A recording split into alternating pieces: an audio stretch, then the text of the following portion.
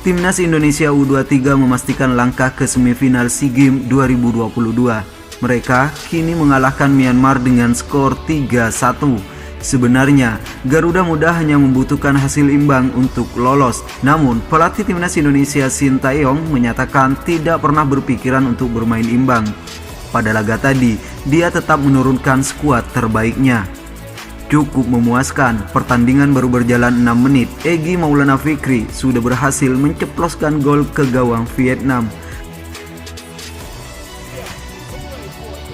4 menit kemudian, Witan Sulaiman menggandakan kedudukan Garuda di menit ke-10.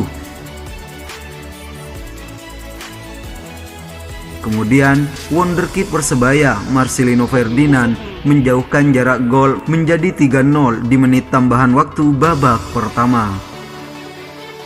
Di babak kedua, tak ada tambahan gol lagi dari Timnas Indonesia. Bahkan Timnas Myanmar lah yang memperkecil kedudukan menjadi 3-1 melalui Win Neng Tun di menit ke-66. Hasil skor 3-1 itu pun bertahan hingga laga usai. Ini adalah kemenangan beruntun Timnas Indonesia di fase grup setelah di laga perdana Indonesia dihajar Timnas Vietnam.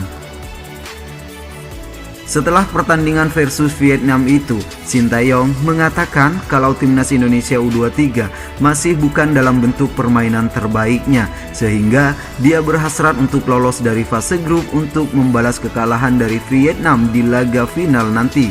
Hal itu sempat ditertawakan oleh pelatih Vietnam Park Hang-seo sebab dia menganggapnya sebagai sebuah lelucon jika melihat permainan Indonesia yang amburadul.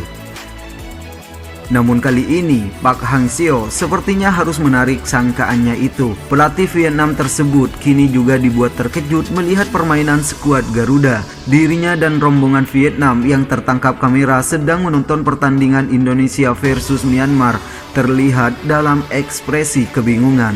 Bagaimana tidak, di laga sebelumnya Timnas Vietnam hanya menang 1-0 kontra Myanmar.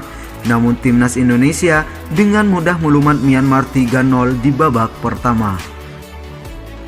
Jelas, perkembangan permainan Garuda Muda ini membuat Park Hang-seo was-was.